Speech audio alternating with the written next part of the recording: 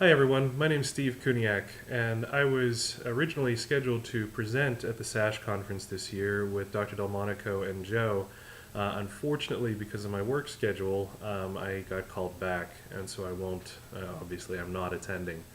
Um, the presentation about video games and sexuality was an idea that came out of a teaching opportunity I had with Dr. Delmonico. I was TAing in his Psych of Human Sexuality class at Duquesne during my doctoral program, and Dr. D and I had gotten to talking about how video gamers, the ideas of sexuality as related to the video gamers in games that I played and things of that sort.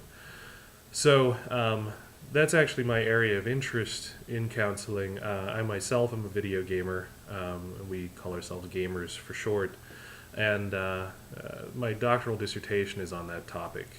I'm taking a look at really what makes up a gamer as a person. I went to the PAX East conference this past March for my data collection, and PAX stands for Penny Arcade Expo, as you'll see in the slide presentation. Penny Arcade is an online webcomic series where two gentlemen put up a 3-panel comic strip about gaming, and it's become just really hugely popular.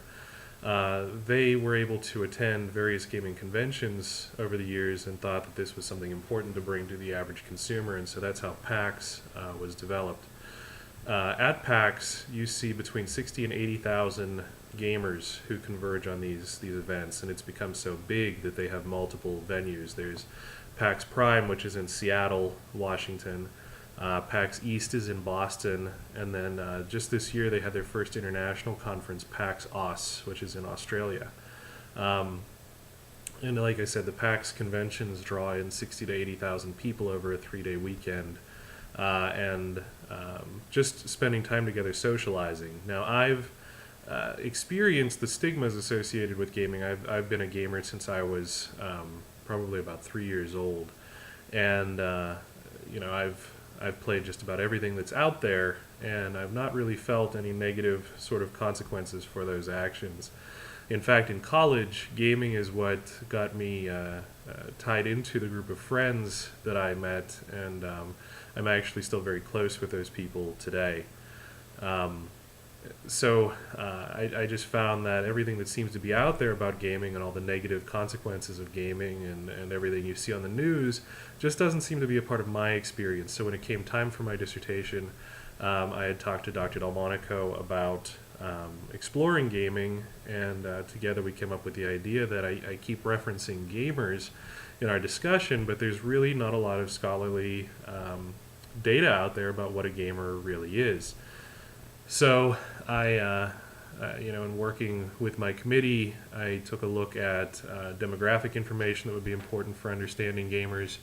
I have a gamer personality metric, sort of looks at methods of play or what sort of play people like to engage in, and their coping strategies and their levels of resiliency. And so I'm hoping to get a much better picture of what gamers are. And though I'm still deep in the coding and scoring of the data tools, I actually managed to get nearly 600 participants while at PAX. And what's noteworthy about that is the only reason that I stopped at 600 was because I ran out of data collection instruments, not because I ran out of interested folks to be samples. The response was pretty overwhelmingly positive. One of the things that I've found as an aside in the study is that gamers really feel as though they're misrepresented in our population, and they're hurt by what's being said about them. And so I got a lot of thanks and appreciation for doing this study, and so I really want to try to do it justice and really get the information out there about what gamers really are. And so I hope that this presentation gives you a little bit more information about that. You can find out more information about my study as it develops on my webpage, which is at www.stevekuniak.com, just my first and last name, .com, and take a look at what it is that I'm trying to pull together. Gamers have their own language, they have their own methods of interaction. video gaming really is the highest grossing form of media today. It's long surpassed the intakes on you know, blockbuster films and music releases. It's not uncommon at all for a major video game release to net something like $400 million in a 24-hour period on a release day. And at any time, you can see anywhere between 50 and 100 million people playing any one video game at one time online.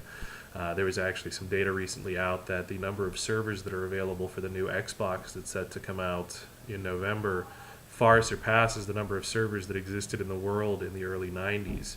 So that's just for one video gaming tool. So I guess that's a general introduction to the ideas of my study and the gaming population. I think it's important for we mental health professionals to know about the gaming culture, because it is, in fact, if it does really fit the components of a culture as I've sort of outlined in my study, then this is really a population that's understudied and underrepresented in our work. About 50% of American households are reported to have a video game system in their home, and of those households, something around 98% play. Individuals within the household represent playing video games at least an hour or more a week. There's actually some research out there to suggest that those numbers are even higher and continually increasing. And so if that's the case, so many of our clients, so many of the people that we serve are in fact gamers. And really those stereotypes that are out there are not so much the truth about gaming. And I can try to break some of that down a little bit to help it make more sense. There's a presumption that the target audience for video games is very young. Actually, the data would suggest that video games are being developed for individuals over 21, but under about 45. So the target age range is approximately 30 years old for most video games. And if you think about it, this kind of makes sense. When video games first hit the market back in the early 80s, that population of individuals who started playing the more child-oriented games like Super Mario Brothers or things of that sort when Nintendo came to America, they've aged. And that's actually the demographic range that I fit in, and those were the games that I played when I was younger. So game designers, who are also part of my generation, are making games that they would be interested in playing, and so are developing games for this age range. And I don't think that that's going to be something that's going to go away. That having been said, I also hear a lot of arguments out there about the inappropriateness of the content within games.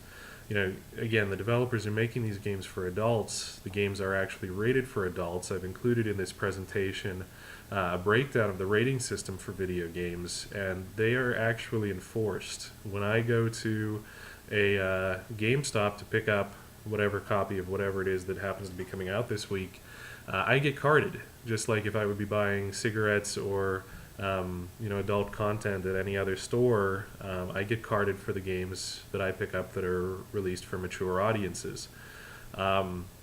I don't know that that's the case in absolutely every store in America, but I know at least the ones I stop in are actually very careful about making sure that they're selling to individuals who are age appropriate for the content that they're purchasing.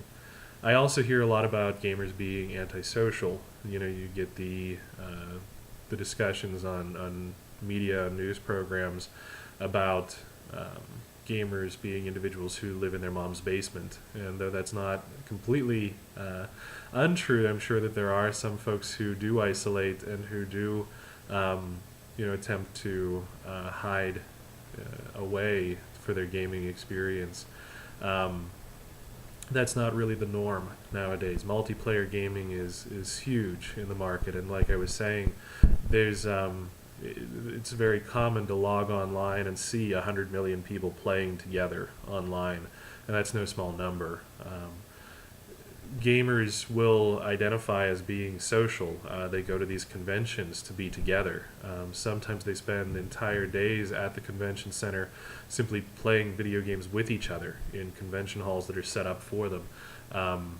it's not just there. The conventions aren't just there as a means to show you what it is that you need to buy over the course of the next year. They're actually there with the idea that we gamers would come together and want to play socially. So you can actually go to, and I have a picture of this in my presentation, you can actually go to large halls and meet strangers and play together and interact with each other. And that's very much encouraged. The social network among avid gamers is pretty tight.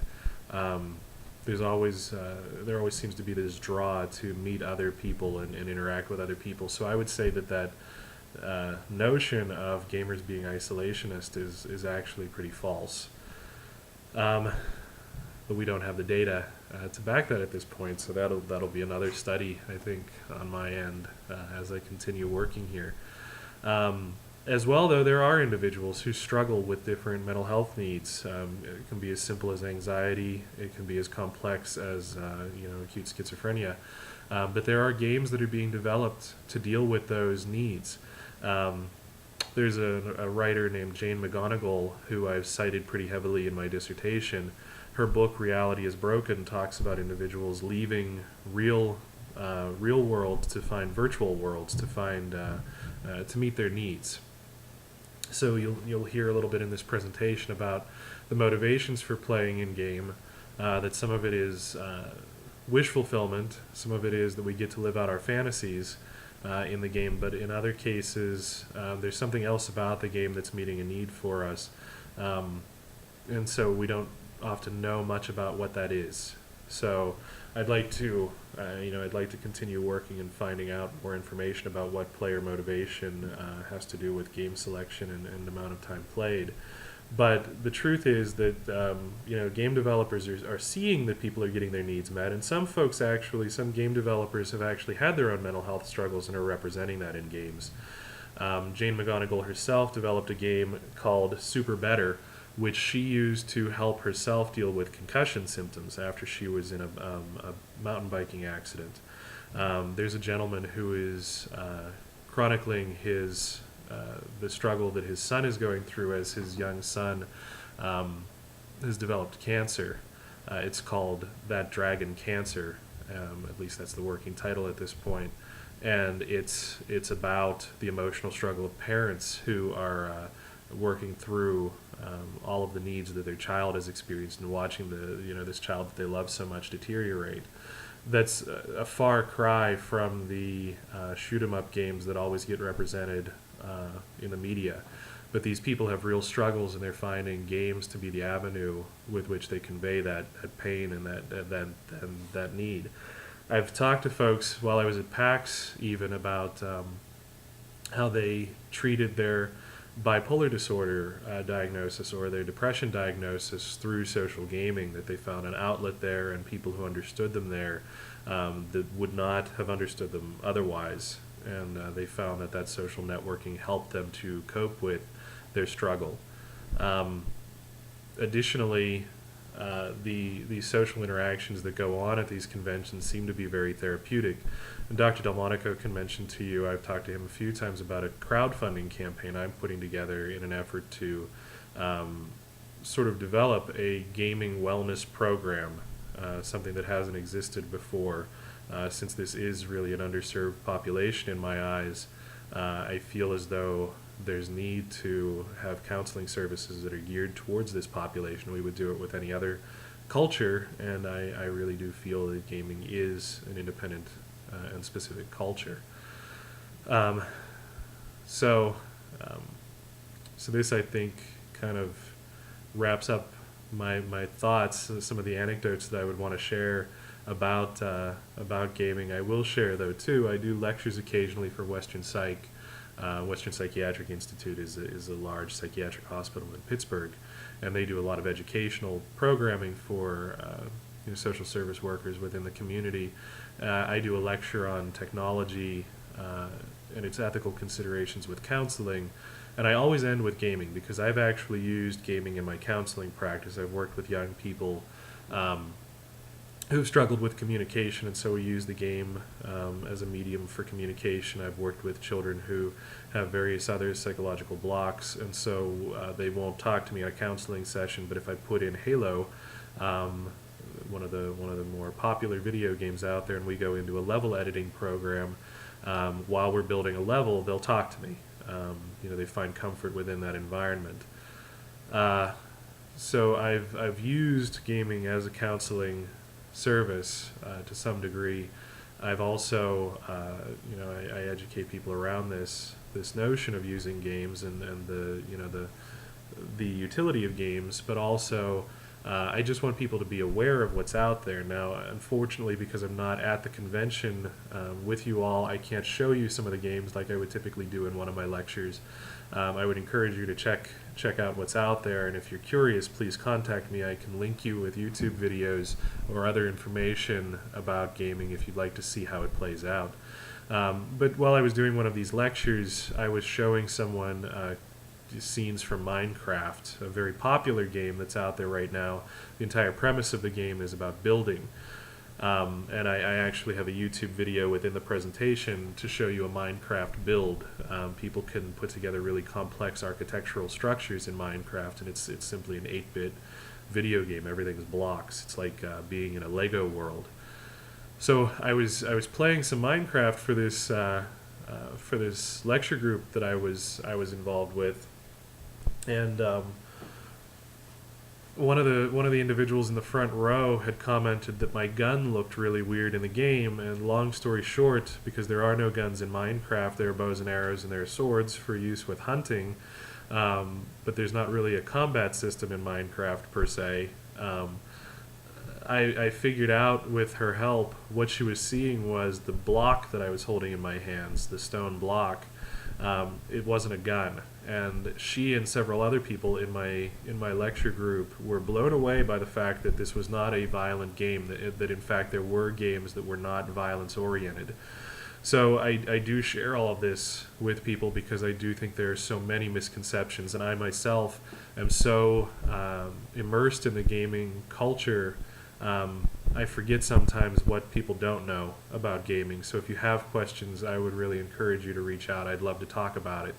As well, though, just to keep in mind, even the games that are violent out there, the ones that the media does tend to target, they're more than just shoot-'em-up games. The campaigns are very rich, very well-written stories that are meant to tug at your emotional side. One of the games, The Last of Us, that came out at the start of this summer is about a zombie apocalypse, as it were. It actually features live scenes from Pittsburgh, where we're all from, in Duquesne here.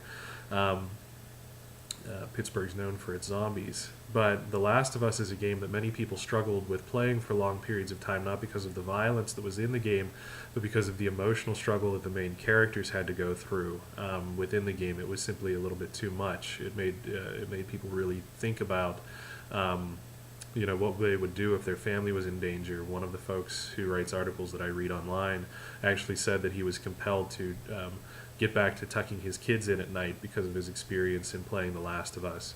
But as well, games like Halo and Call of Duty are actually wrapped around the story of soldiers who are trying to protect innocence. And I think that story, which is often very compelling and very gripping, gets lost in the violence associated with gaming. I'll add in, though, from a human sexuality point, gaming has come a long way. There are games out there that focus a lot on, sort of a pop culture image of sexuality. There are even games out there that are used for sexual interaction, and I have a few of those examples within the study. Mostly, I think what gets misconstrued about gamers, though, is the sexual dialogue that goes on between players within a multiplayer match. It's very common for us to challenge one another, just like we would on a schoolyard, from a sexual perspective, talking about one another's sexual practices, as it were. That seems crude and offensive, I think, to many people on the outside, but just as professional athletes would insult or challenge one another for the purpose of exciting the game, that's the same purpose within the online framework. It's meant as a method of motivation and a method of interaction. And actually, it's funny that we are somewhat crude in our game worlds, but when we get together at these conventions and are face to face, it's all friends there, and that's something that gets discussed pretty openly. That the things that get said online aren't meant to be harmful; they're meant for the sport of things. That having been said, though, it really deserves some commentary, and so I know Dr. Delmonico and Joe will talk about that with you today as well. Um, I could go on about this for forever. I've been going on for about 20 minutes now. I see on my timer, so I'm going to leave you with these sort of thoughts. I really do think gaming is an important culture within our greater society, and I hope to research more about it. It's something that I'm very passionate about. It's something that I've found a lot of use with. It's a love of mine.